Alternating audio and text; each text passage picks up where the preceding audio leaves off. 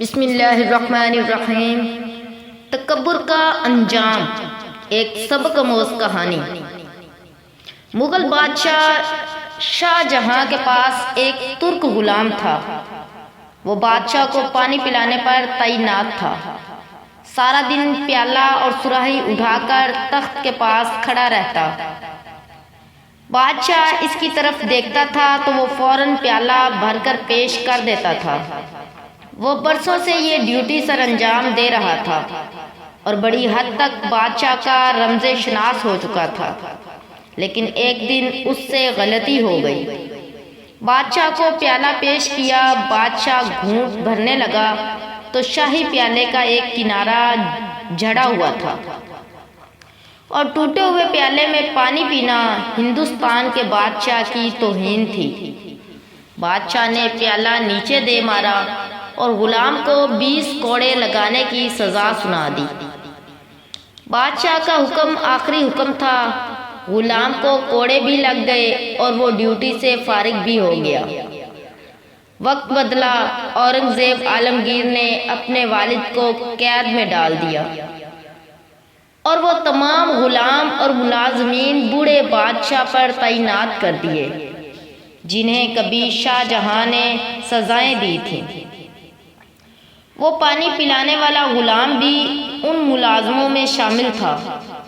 بادشاہ کو قید میں پیاس محسوس ہوئی، پانی مانگا، غلام آیا اور پیالہ بادشاہ کے ہاتھ میں پکڑا دیا۔ بادشاہ نے پیالے کو غور سے دیکھا، وہ شکستہ تھا اور کسی نے اس کی کرچیاں، اس کی ٹھیکریاں جوڑ کر اسے قابل استعمال بنایا تھا۔ بادشاہ نے حسرت سے پیالہ دیکھا اور پھر غلام کی طرف دیکھ کر پوچھا، میرے ساتھ یہ سلوک کیوں؟ غلام نے مسکرا کر عرض کیا، حضور یہ وقت کا سلوک ہے۔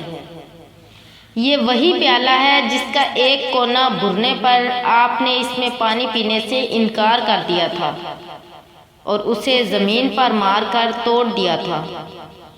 میں نے اس ٹوٹے ہوئے پیالے کی کرچیاں اٹھا لی تھی، میں نے انہیں جوڑا اور اس گھڑی کا انتظار کرنے لگا جب آپ کو وقت اس پیالے میں پینے پر مجبور کرے گا، اور بادشاہ سلامت وہ وقت آ گیا۔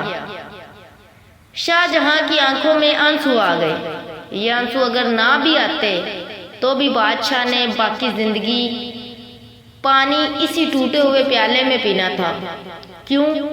کیونکہ یہ دنیا ایک وادی ہے اور اس وادی میں ہر شخص کو اپنی انا، اپنے تکبر اور اپنی حماقتوں کی بازگشت بہرحال سننا پڑتی ہے۔ بے شک